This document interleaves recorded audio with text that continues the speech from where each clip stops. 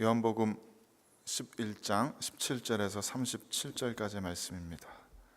제가 가진 성경으로 신약성경 166쪽, 167쪽입니다. 요한복음 11장 17절에서 37절까지 말씀을 제가 봉독하겠습니다. 예수께서 와서 보시니 나사로가 무덤에 있은지 이미 나으리라. 베다니는 예루살렘에서 가깝기가 한 오리쯤 되매 많은 유대인이 마르다와 마리아에게 그 오라비의 일로 위문하러 왔더니 마르다는 예수께서 오신다 하는 말을 듣고 곧 나가 맞이하되 마리아는 집에 앉았더라. 마르다가 예수께 여짜오되 주께서 여기 계셨더라면 내 오라버니가 죽지 아니하였겠나이다. 그러나 나는 이제라도 주께서 무엇이든지 하나님께 구하시는 것을 하나님이 주실 줄을 아나이다. 예수께서 이르시되 내 오라비가 다시 살아나리라. 마르다가 이르되 마지막 날 부활 때는 다시 살아날 줄을 내가 아나이다.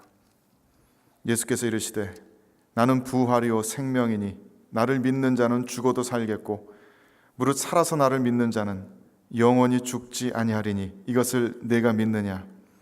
이르되 주여 그러하외다. 주는 그리스도시요 세상에 오시는 하나님의 아들이신 줄 내가 믿나이다.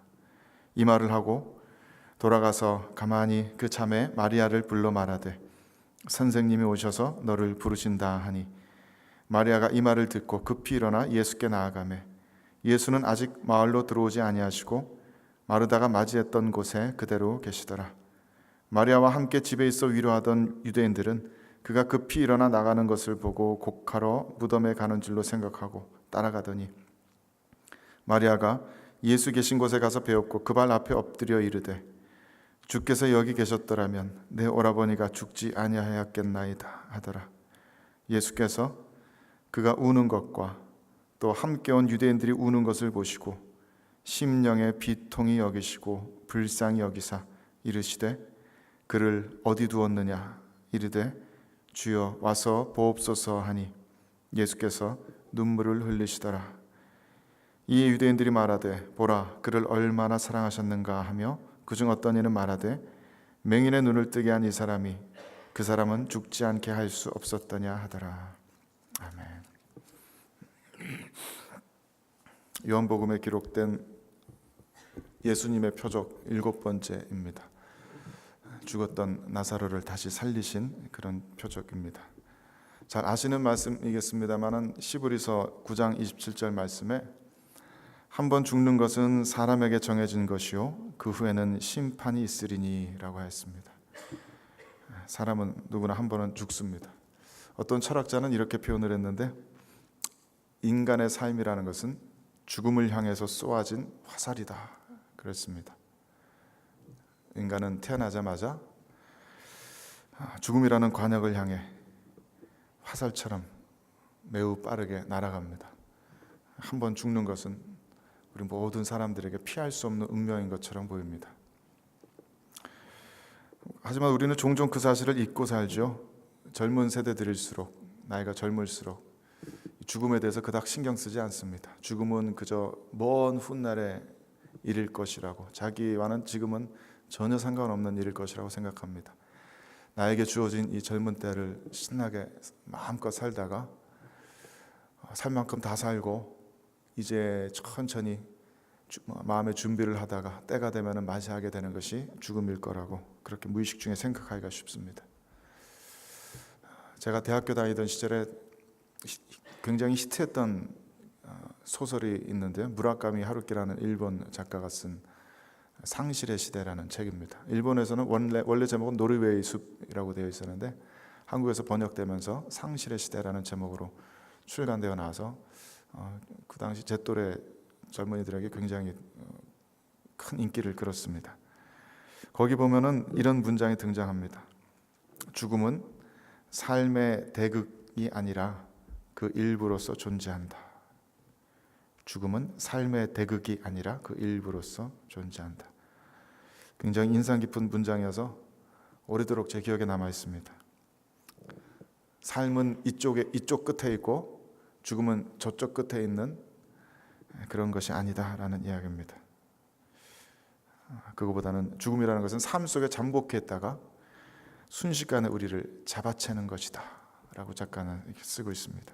죽음은 나라는 존재 속에 이미 갖추어져 있다 라고 이렇게 씁니다. 이 책의 소설의 주인공이 17살 때 겪게 된 친구의 죽음을 바로 옆에서 보면서, 친구의 자살하는 모습을 바로 옆에서 지켜보면서 그 17살 소년이 느꼈던 감정을 이렇게 쓴 것입니다.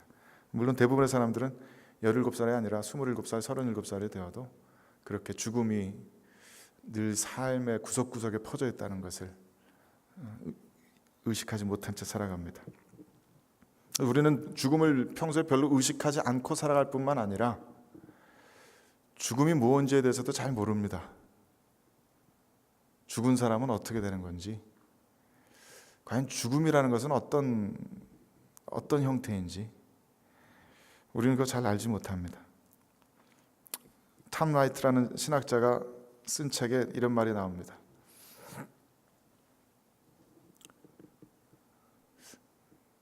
띄어쓰기가 안 돼서 읽기가 좀 힘드시겠네요.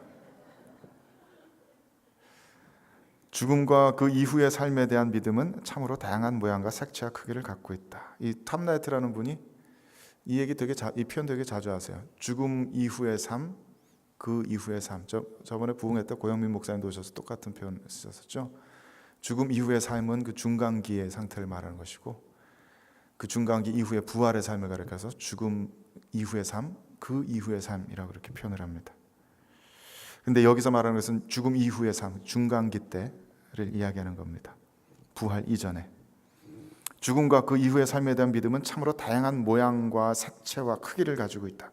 주요 종교들의 표준적인 관점들만 훑어보아도 모든 종교는 기본적으로 다 같다라고 하는 오랜 생각은 거짓임이 입증된다. 이스라엘 군인에게 살해당한 팔레스타인 소녀는 곧바로 천국에 간다 하고 믿는 무슬림들이 있고, 카르마의 철저한 지배를 받으며 다음 생에서는 다른 몸으로 환생함으로써 자신의 운명을 단계적으로 밟아간다고 믿는 힌두교도 사이에는 엄청난 차이가 있다. 또한 모든 의인은 부활 때 개별적으로 새로운 육체를 입고 살아날 것이라고 믿는 정통 유대교인과 죽고 나면 바다의 물방울처럼 사라져 이름도 없고 형태도 없는 머나먼 저편으로 흡수되어 자아를 상실하게 되기를 바라는 불교도 사이에도 엄청난 차이가 있다. 여러 종교 사이에서 죽음을 이해하는 방식은 이렇게 완전히 다릅니다. 그리고 물론 이 중에 어떤 종교적 전통에도 속하지 않은 무신론자들도 그들 나름대로의 죽음에 대한 다양한 견해들을 가지고 있는 것처럼 보입니다. 가장 대중적이고 인기 있는 관점은 아무래도 요즘 현대 문명 영향을 받아서인지 마치 컴퓨터 스위치를 꺼버리는 것처럼 죽게 되면 우리들의 의식이 완전히 멸절되어 버린다라고 생각하는 그런 믿음이 요즘은 많이 인기 있는 것 같습니다. 점점 더 많은 사람들이 요즘은 환생에 대한 무의식적인 믿음을 가지고 있답니다. 그래서 서점에 보면은 그쪽 관련된 서적들이 굉장히 많이 팔리고 있다고 합니다.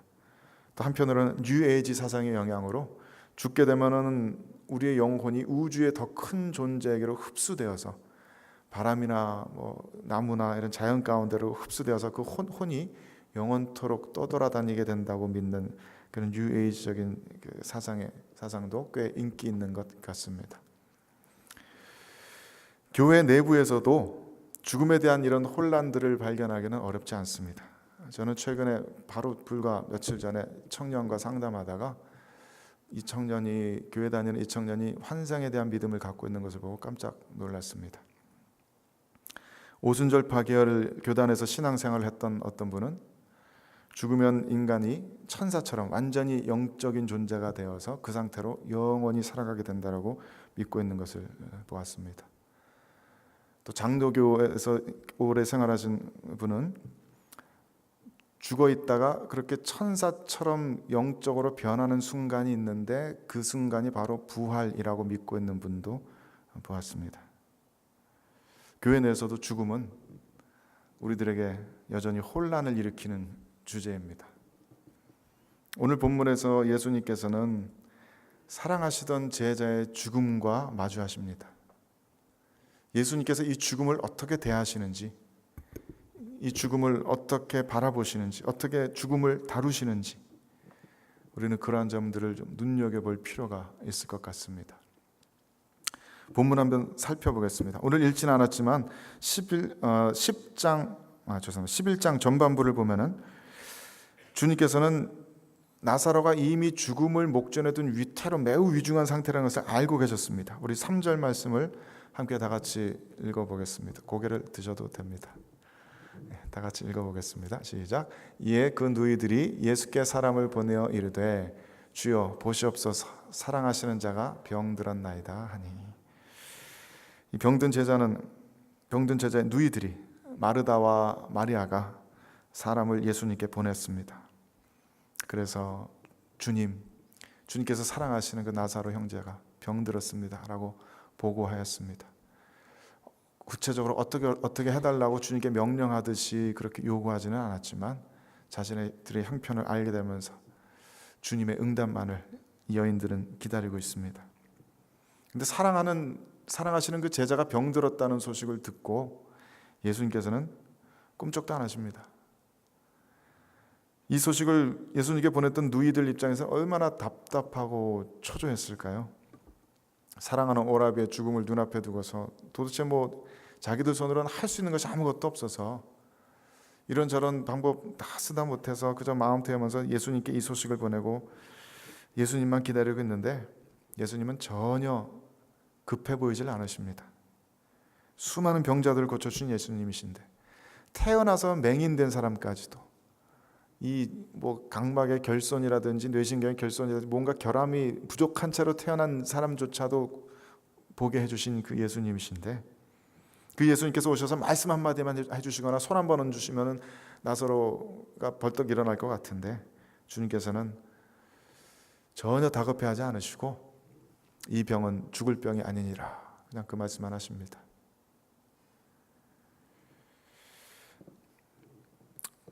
이 주석 찾아보니까 지금 예수님께서 계신 곳과 아마도 요단강 저편 요한이 처음 세례 베풀었다는 그곳, 그리고 지금 이 나사로 가정이 있는 이곳은 별로 그렇게 먼 거리 같지가 않습니다. 둘 다 예루살렘에서 굉장히 서로 가깝습니다. 하나는 동편, 하나는 서편이지만 예루살렘에서 가깝습니다.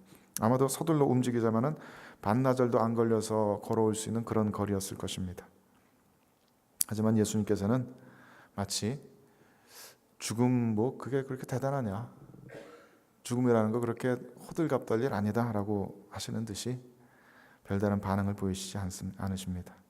이틀을 거기서 그대로 머무신 후에 14절 말씀 보니까 나사로가 죽었느니라 라고 말씀하시면서 그때서야 움직이십니다. 나사로가 죽었으니까 그때서야 마르다에게 향하십니다. 죽음에 대해서 예수님은 전혀 요동하지 않으십니다. 죽음을 두려워하지도 않으시는 것은 물론이고 죽음 앞에 아무런 염려도 없으신 것처럼 보입니다. 주님께는 마치 죽음이라는 것이 거짓된 허상 같은 것이어서 내가 그 죽음이라는 거짓된 허상의 거풀을 벗겨나 보이겠다라고 하시는 듯이 담담하게 하지만 힘있게 걸음을 옮기십니다. 17절 말씀도 같이 읽어보겠습니다. 시작. 예수께서 와서 보시니 나사로가 무덤에 있은지 이미 나으리라. 나사로가 무덤에 있은지 이미 나으리다 그랬습니다. 성경에 보면은 보통 이 신약 시대 때는 보통 사람이 죽으면은 그날 바로 장사 지내는 게 관습이었던 것 같습니다. 사도행전 보면은 아나니아 삽비라가 사도들 앞에 거짓말해서 그 자리에 엎드러져서 혼이 떠난 후에 젊은 사람들이 일어나서 시신을 싸고 바로 나가서 장사했다라고 그랬습니다. 3시간 후에는 또 아내도 바로 그렇게 장사했고요. 죽자마자 바로 싸매서 바로 장사 치르고 무덤에 넣습니다. 물론 나중에 예수님께서도 십자가에 돌아가시자마자 끌어내려서 장사 지내서 무덤에 안치하였습니다. 아마도 날씨 탓일 텐데요. 이스라엘 같이 더운 곳에서는 시신의 부패가 빨리 일어나니까 숨을 거둔 날 바로 장사를 지내는 것이 일반적이었던 것 같습니다. 우리는 보통 3일장 지내지 않습니까?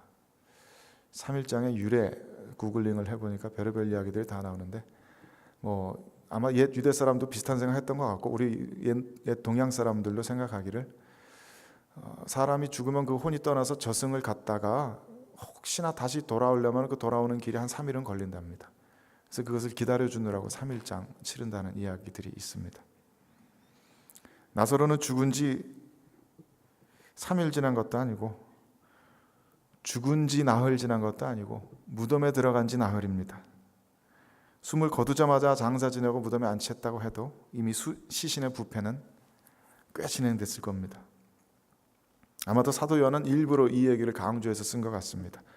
못 믿는 사람들이 많았을 거 아니에요. 죽은 나사로를 살려냈다 그러니까 뭐 우연히 잠깐 죽은 것 같이 그러다가 다시 일어나는 사람들 그래도 종종 흔하지는 않지만 간혹 우리가 얘기를 들으니까 그런 거 아니냐 이렇게 안 믿는 사람이 있었던 것 같습니다. 아마도 그래서인지 사도 요한은 나사로가 무덤에 있은지 무덤에 묻힌지 나흘이나 지났었다. 나사로는 분명히 죽었고 그 이후로도 꽤 많은 시간들이 흘렀다라고 분명하게 기록하고 있습니다. 보통 장례 치르면은 유대교에서는 7일장 했던 모양입니다. 한 일주일 동안 조문객 받고 위로받고 그랬던 모양입니다. 그래서 예루살렘에서도 많은 조문객들이 몰려들었습니다. 근데 이 상황은 예수님이나 그 제자들에게는 좋지 않은 상황이었을 것입니다. 8절 말씀에 보면은 유대인들이 예수님을 돌로 치려 하였다. 근데 그리로 또 가십니까? 라고 이렇게 만류하는 장면이 나옵니다. 지금 유대인들은 또 유대인들 리더들은 예수님을 죽이려고 지금 계획을 세워놓고 예수님 잡기에 혈안이 되어 있습니다. 예수님을 이단으로 신성 모독자로 몰아붙여서 잡아 죽이려고 하고 있는 이때 하필이면은 이 나사로의 죽음으로 인해서 유대 사람들이 예루살렘 사람들이 많이 모여들어 있습니다. 아마도 그것 때문에 예수님과 제자 일행들은 바로 마르다의 집으로 가지 않고 마을 어귀에서 사람 보내서 마르다를 조용히 불러내셨던 것 같습니다. 20절에는 마르다가 예수께서 오신다 하는 말을 듣고 곧 나가 맞이하였다라고 쓰고 있는데 여기서 예수께서 오신다 이 말이 원문에는 마치 인용구처럼 이렇게 되어 있습니다. 누군가 와서 예수께서 오신다라고 말을 전해준 것 같습니다. 그래서 아마도 마을 어귀쯤에서 예수님 마르다와 만나셨습니다. 그리고 마르다와 대화를 나누십니다. 그런데 이 대화를 가만 살펴보면은 마르다가 정말 믿고 있는 것이 무엇인지 잘 모르겠습니다. 마르다는 죽음에 대해서 깊은 혼란을 느끼고 있는 것 같습니다. 마르다는 주님께 이렇게 이야기합니다. 주님께서 여기 계셨더라면 내 오라버니가 죽지 않았을 것 아닙니까? 그리고 곧이어서 아마도 주님 앞에 너무 심한 괜한 원망을 쏟아부었다라고 생각했던 모양인지 바로 이어서 그러나 나는 이제라도 주께서 무엇이든지 하나님께 구하는 것을 하나님이 주실 줄을 압니다 라고 이야기합니다. 주님이 하나님께 무엇이든지 애스크하면 무엇이든지 간청하면 하나님께서 그것을 주실 줄 압니다. 그 얘기는 지금 죽었지만 지금이라도 주님께서 기도해 주시면 하나님께서 나사로를 다시 일으키실 수도 있다는 것을 믿는다는 이야기 같습니다. 근데 정말 마르다는 이제라도 예수님께서 나사로를 다시 살리실 것을 믿었을까? 뒤에 본문들을 쭉 살펴보면 별로 그런 것 같지는 않습니다. 뒤에 23절 말씀 보면 예수님께서 네 오라비가 다시 살아나리라 하시는 말씀을 하시고 네 오라비가 다시 살아나리라 하시는 그 말씀을 듣고 하는 대답이 마지막 날 부활 때는 다시 살아날 줄을 내가 아나이다 라고 합니다. 아마도 마르다는 유대교의 많은 교단들 중에 바리새파 쪽에 속한 것 같습니다. 사두개파 사람들과는 달리 바리새파 사람들은 구약 성경에 예언된 대로의 그 부활을 문자 그대로 믿었습니다. 주님의 날에 즉 최후 심판의 날은 여호와 하나님께서 그 두려운 모습으로 이 땅에 강림하시면서 그때 많은 의인들이 부활로 일어날 것이라고 구약 성경에 예언되어 있었습니다. 이사야 26장 19절 말씀 함께 보겠습니다. 이사야 26장 19절 위에 거 한번 읽어보겠습니다. 시작. 주의 죽은 자들은 살아나고 그들의 시체들은 일어나리이다. 티끌에 누운 자들아 너희는 깨어 노래하라. 주의 이슬은 빛난 이슬이니 땅이 죽은 자들을 내놓으리로다. 지금 우리가 사도신경으로 고백하는 것과 똑같은 육체의 부활을 예언하는 내용입니다. 시체들이 다시 생명으로 살아 돌아옵니다. 다니엘 12장 2절 말씀도 읽어봅시다. 시작. 땅의 티끌 가운데에서 자는 자 중에서 많은 사람이 깨어나 영생을 받는 자도 있겠고 수치를 당하여서 영원히 부끄러움을 당할 자도 있을 것이며. 여기서 문맥을 살펴보면 주로 이렇게 하나님에게 굳센 믿음을 가진 하나님께 선택함을 받은 하나님의 의인들이 이렇게 부활 가운데 일어나서 영광스러운 영생을 받게 될 것이라는 그런 의미의 예언을 하고 있습니다. 아마도 마르다도 다른 바리새파 사람들 같이 이런 말씀들을 믿었을 겁니다. 마르다가 지금 하는 얘기는 마지막 날 부활 때는 다시 살아날 줄을 내가 믿나이다 하시는 말씀의 의미는 이겁니다. 당연하죠. 부활 때는 이 세상에 종말이 오고 주님께서 강림하시면 그때는 죽었던 모든 의인들이 일어나지 않습니까? 우리 오빠도 하나님께 믿음을 둔 의인이 맞으니까 그 마지막 날 종말 때는 일어나겠죠. 그리고 아마 마르다가 하고 싶었던 얘기는, 그러나 그 부활은 먼 미래에나 있을 이야기인데 그게 지금 나한테 무슨 그런 큰 위로가 되겠습니까? 하는 그런 말입니다. 지금 당장 여기서 부활이 일어날 거라고는 마르다는 전혀 생각조차 해보지 않았습니다. 유대 사람들에게 부활은 인류 역사의 제일 마지막에 일어나는 일입니다. 39절 말씀 보면은 39절 말씀 36절인가요? 죄송합니다. 읽어봅시다. 시작. 예수께서 이르시되 돌을 옮겨 놓으라 하시니 그 죽은 자의 누이 마르다가 이르되 주여 죽은 지가 나흘이 되었음에 벌써 냄새가 나나이다.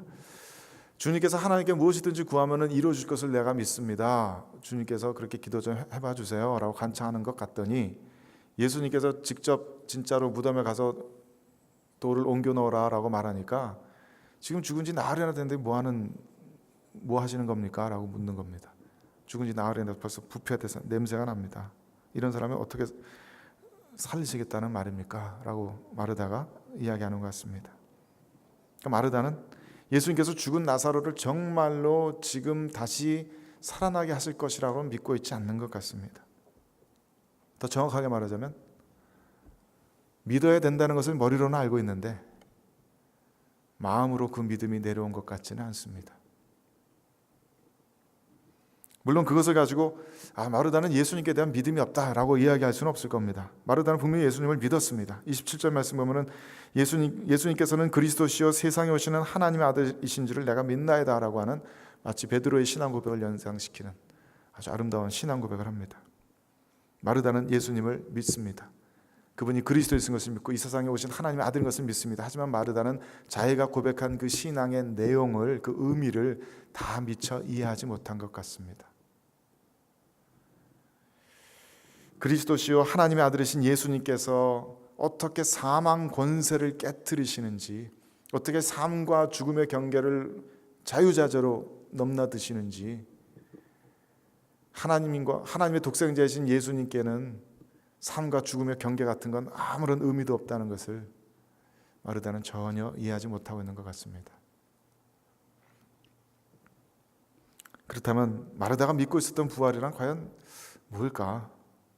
마르다는 죽음에 대해서 혹은 죽음 이후의 삶에 대해서, 지금 나사로가 처해 있는 운명에 대해서 과연 무엇을 믿고 있었을까 생각해 보게 됩니다. 마르다는 우리 중에 많은 사람들과 마찬가지로 그저 교리적으로만 부활을 믿고 있었을 뿐입니다. 부활은 마르다의 삶에 아무런 영향을 가져다 주지 못합니다. 머리로는 알고 있는 이 부활의 교리가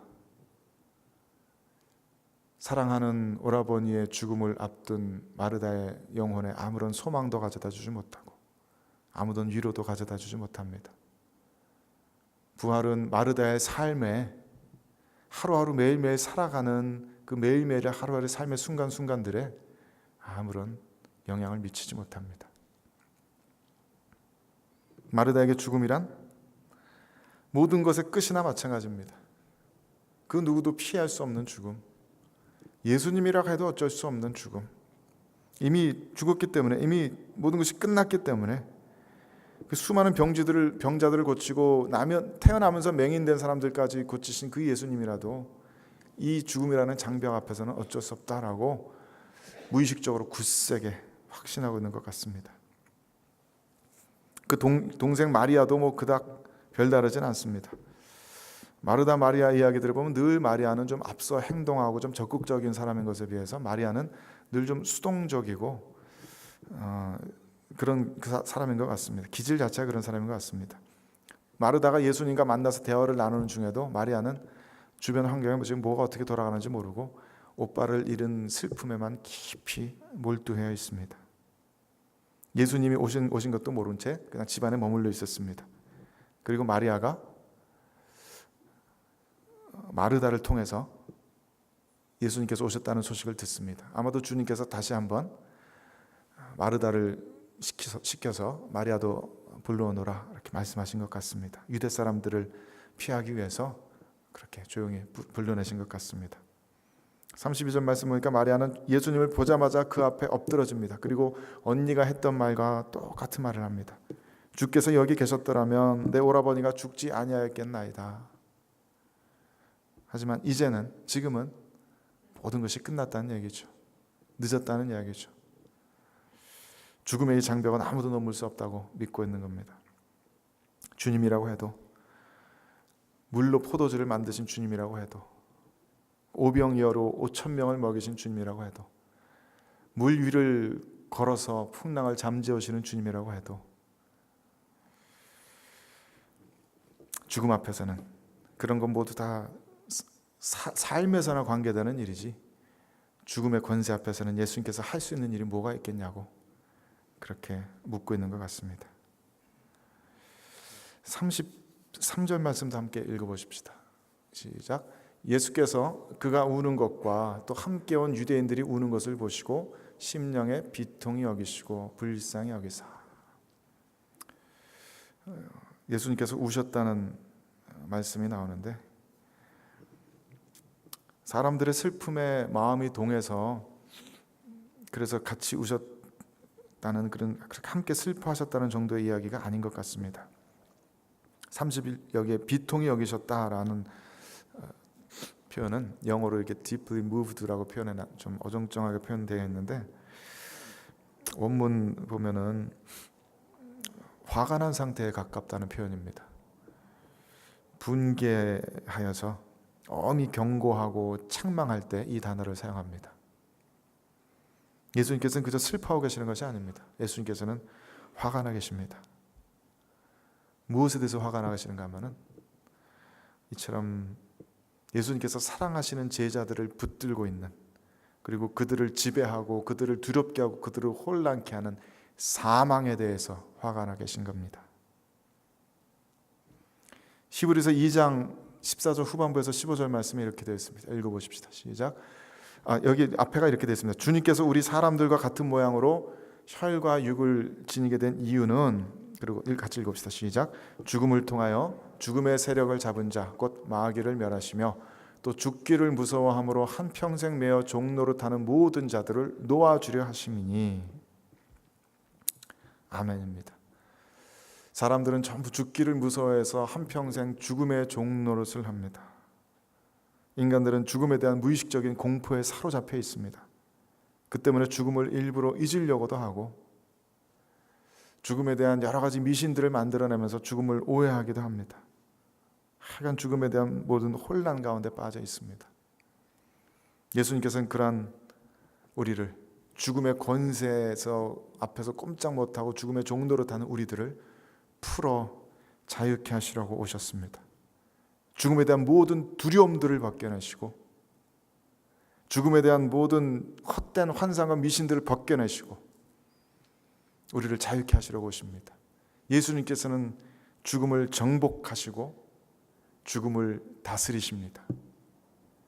예수님 앞에서는 사망의 권세가 힘을 잃습니다. 사도 바울은 예수님께서 사망을 이기신 분이라는 것을 정확하게 알고 있었습니다. 고린도전서 15장 55절 보면은 사도 바울이 이렇게 선포합니다. 읽어봅시다. 시작. 사망아 너의 승리가 어디 있느냐? 사망아 네가 쏘는 것이 어디 있느냐? 사망이 쏘는 것은 죄요 죄의 권능은 율법이라. 우리 주 예수 그리스도로 말미암아 우리에게 승리를 주시는 하나님께 감사하노니. 무엇에 대한 승리입니까? 당연히 사망에 대한 승리입니다. 예수 그리스도께서 누리신 사망의 승리가 우리들에게도 허락됩니다. 사도 바울은 이것을 기뻐하며 선포합니다. 사망은 인간을 속이고 있을 뿐입니다. 사망은 힘을 잃었습니다. 거짓으로 인간들을 속일 뿐입니다. 인간의 운명은 더 이상 죽음에 좌지우지되지 않습니다. 그럴 필요가 없습니다. 모든 인간은 예수 그리스도 안에서 사망에 대한 승리를 선포할 수 있습니다.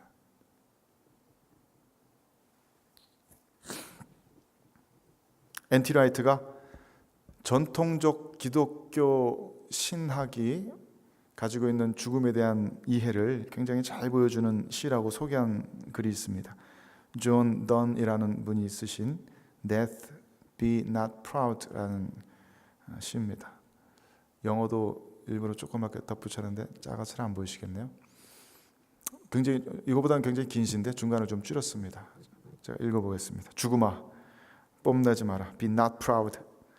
비록 어떤 이들은 네가 억세고 무섭다고 했지만 너는 안 그렇기 때문이다. 내가 쓰러뜨렸거니 하는 자들은 죽지 않으며 가련한 죽음아, 너는 날 죽일 수도 없기 때문이다. 너의 영상에 불과한, 그 다음 페이지 넘겨봐 주세요. 너 영상, 너의 픽처에 불과한 휴식과 잠으로부터 많은 쾌락이 너에게서 반드시 더 흘러나오리라. 그리고 시가 이렇게 끝납니다. 잠깐 한잠 자고 나면 우리는 영원히 잠 깨어 죽음은 이제 없으리라. 죽음아, 내가 죽으리라. 이것이 전통적인 교회의 죽음에 대한 이해입니다. 예수님께서는 25절 말씀에 이 위대한 선언을 하십니다. 다 같이 다시 한번 읽어보십시다. 시작. 나는 부활이요 생명이니 나를 믿는 자는 죽어도 살겠고 무릇 살아서 나를 믿는 자는 영원히 죽지 아니하리니 이것을 내가 믿느냐. 예수님께서는 내가 먼 미래에 있을 부활을 예언한다라고 이야기하신 것도 아니고 그것에 대해서 가르쳐주겠다, 부활에 대해서 가르쳐주겠다라고 말씀하신 것도 아닙니다. 너희들이 부활을 얻을 수 있는 방법을 알려주겠다라고 말씀하신 것도 아니고 내가 너희들에게 부활을 주겠다라고 말씀하신 것도 아닙니다. 예수님께서는 내가 부활이다. I'm the resurrection. 내가 생명이다 라고 말씀하신 것입니다. 사망은 예수님을 이기지 못합니다. 사도행전 2장 24절 말씀에 하나님께서 그를 사망의 고통에서 풀어 살리셨으니 이는 그가 사망에 매여 있을 수 없었음이라 쓰고 있습니다. 예수님께서는 사망에 매여 붙들려 있는 것이 불가능합니다. 사망이 주님을 삼키려고 해도 삼켜지지가 않습니다. 어둠은 빛을 삼킬 수 없습니다. 어둠이 빛을 아무리 애워싸도 빛이 사라지기는커녕 그 빛 앞에 어둠의 권세가 깨어지는 것 같이 사망이 생명 되신 주님을 아무리 애워싸고 삼키려 해도 그 생명은 오히려 사망을 집어삼킵니다. 부활이고 생명이신 예수님께서 그래서 우리를, 저와 여러분을 예수 그리스도 안에 두고자 하십니다. 사망이 집어삼킬 수 없는 예수 그리스도 안에, 부활이요 생명이신 주님 안에 우리를, 저와 여러분을 두기를 원하십니다. 그리고 부활이자 생명이신 그 주님께서 친히 우리 안에 계시기 원하십니다. 부활이요 생명 되신 그 주님께서 우리와 연합되기를 원하십니다. 하나 되기를 원하십니다.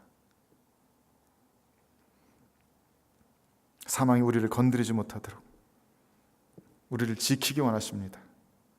우리뿐만 아니라 하나님께서 지으신 이 모든 피조물들을 사망의 그 썩어짐의 종로로 타는 데서 이 세상 모든 피조물들을, 모든 자연세계를 해방시키기 원하십니다.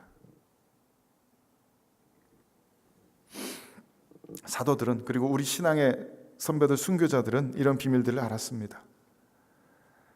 죽음이라는 속임수의 그 벌거벗은 모습을 보았습니다. 그래서 주님과 함께 사망의 권세를 이겨내었습니다. 사망의 권세 앞에 두려워 떠는 일 없이 사망의 그 문턱을 넘기 전에 예수 그리스도에 대한 신뢰를 굳게 붙들었습니다. 이 사망의 문턱을 잠깐만 넘고 나면 사망의 그 거대해 보이던 권세는 이미 다 깨어져 있는 것을 발견하게 될 것이라는 굳은 믿음을 가지고 사망의 문턱을 넘었습니다. 사망조차 두려워하지 않는 이들을 세상 그 무엇도 붙들고 지배할 수는 없었습니다.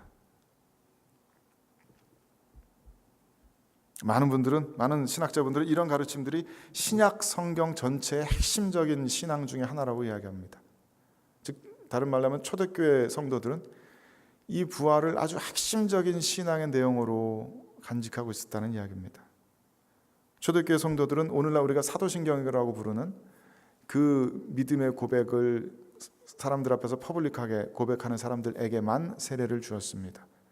즉 다시 말씀드리자면은 그 로마 시대에 예수 그리스도를 믿음으로 말미암아서 내가 육신으로 다시 부활하게 될 줄을 믿습니다라고 고백하는 사람들에게만 세례를 주었다는 이야기입니다.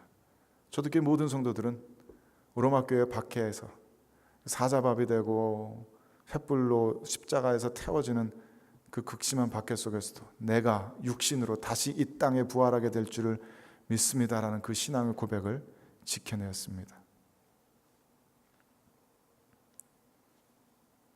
우리는 그 신앙 전통을 이어받아서 매주 주일 예배드리면서 고백합니다. 우리는 몸의 부활을 믿습니다.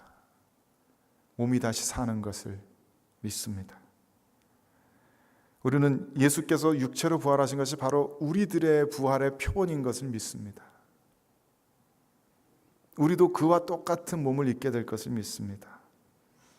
예수님께서 부활하신 것처럼 우리들의 할아버지 할머니들이, 먼저 돌아가신 우리들의 아버지 어머니가 그처럼 부활하실 줄을 우리는 믿습니다. 일찍 세상을 떠난 우리들의 친지들이 주 예수 그리스도 안에서 그렇게 부활하게 될 줄을 믿습니다. 예수 그리스도 안에 있는 성도들은 그래서 죽음이 이제 성도들에게 할 수 있는 일이 별로 많지 않다는 것을 깨닫습니다. 물론 죽음은 잠시 잠깐 우리들의 육신을 괴롭게 할 수 있습니다. 숨이 넘어가는 그 순간은 고통스럽겠죠. 죽음은 우리들의 육신의 숨을 멈추게 할 수 있습니다. 그리고 잠시 잠깐 우리들의 육신을 붙들 수 있습니다. 하지만 그것뿐입니다. 그 이상 할 수 있는 일이 없습니다. 우리는 이 잠시 잠깐의 죽음의 관문을 통과하기만 하면 됩니다. 마치 해산의 관문을 통과해서 뱃속의 태아가 사람으로 생명을 시작하는 것처럼 죽음의 관문을 통과해서 그곳에서 부활을 기다림으로써 부활로 말미암아서 우리는 완전한 인간으로 완성됩니다. 그것이 성경이 가르쳐주는 바입니다. 그래서 예수님께서는 사망의 모든 거짓된 이런 허울들을 벗겨내시려고 나사로에게 죽음을 맛보게 하셨습니다. 물론 나사로가 죽음에서 다시 일어난 것은 예수님이나 성도들의 부활과는 매우 다릅니다. 나사로는 이 사건 이후에 또 다시 죽었습니다. 그래서 나사로의 부활은 사실상 부활이 아니라 소생이라고 불러야 마땅할 것입니다. 교통사고 당해서 잠깐 죽음 상태에 빠졌다가 소생하는 것처럼 소생이라고 불러야 마땅할 것입니다. 하지만 나사로가 다시 두 번째로 죽음을 맞이하던 그 순간에는 나사로의 안에는 굉장히 많은 변화가 있었을 겁니다. 죽음 가운데서 일어나서 다 썩어가던 육신을 다시 입었던 그 기억, 주님의 명령에 복종해서 다시 생명으로 돌아왔던 기억을 가지고 있는 나사로는 예수님이 정말 누구이신지를 더욱더 분명하게 믿고 있었을 겁니다. 예수님께서 하셨다는 그 말씀, 나는 부활이요 생명이라 하셨다는 그 말씀의 의미를 나사로는 다른 누구보다도 더 명확하게 깨닫고 있었을 것입니다. 아마도 그래서 예수님께서는 일부러 나사로에게 죽음을 맛보게 하시면서까지 제자들에게, 그리고 누이들에게, 그리고 우리 모두에게 가르쳐주고 싶으셨던 것이 있었던 것이겠죠. 우리가 여전히 다 이해하지는 못하지만, 우리가 아직 여전한 혼란 가운데 있긴 하지만, 이제 그리스도 안에서 결코 사망은 우리를 건드리지 못할 거라는 사실, 주님께서는 우리들에게 가르쳐 주십니다. 사망은 이제 우리가 그렇게 두려워할 대상도, 또 끔찍한 그런 시선으로 바라봐야 할 대상도 아니라는 사실, 그래서 주님께서는 가르쳐 주십니다. 예수 그리스도 안에서 우리는 정말로 아무것도 두려워해야 할 것이 없다는 사실, 그것을 가르쳐 주십니다. 몸은 죽여도 영혼은 능히 죽이지 못하는 자들을 두려워하지 말고 오직 몸과 영혼을 능히 지옥에 멸하실 수 있는 이만을 두려워해야 한다는 그 사실을 우리들에게 가르쳐 주십니다. 저는 교회가 2000년 동안 지켜온 이 진리가 정말로 모든 성도들의 영혼에 깊이 마음에 새겨지게 되기를 간절히 바랍니다. 우리는 무엇을 걱정하고 무엇을 두려워합니까? 우리들에게 삶은 무슨 의미이고 죽음은 또 무슨 의미입니까? 우리들에게 역사는 무슨 의미이고 우리가 교리로 배웠던 모든 것들은 무슨 의미입니까? 그것이 우리들의 삶을 실제적으로 변화시키지 않는 한 그 모든 것들이 다 무슨 의미가 있습니까? 우리는 바로 이 복된 소식을 우리 주위 사람들에게 담대하게 선포하고 전하라고 부르심 받은 사람들입니다. 이 진리가 우리들의 영혼에 정말로 깊이 새겨지고 이 진리를 온 세상 가운데 담대하게 선포하고 전할 수만 있다면 그건 아마도 그 자체로서 부활이요 생명이신 예수 그리스도께서 이미 우리 안에 역사하고 계시다는 강력한 증거가 될 겁니다. 정말로 다시 사신 주님, 지금 이 순간에도 그 육신 그 모습 그대로 살아계신 주님을 찬양합니다. 우리 모두가 누리게 될 부활의 첫 열매 되신 우리 주 예수 그리스도께 모든 찬양과 경배를 올려드립니다. 함께 기도하겠습니다.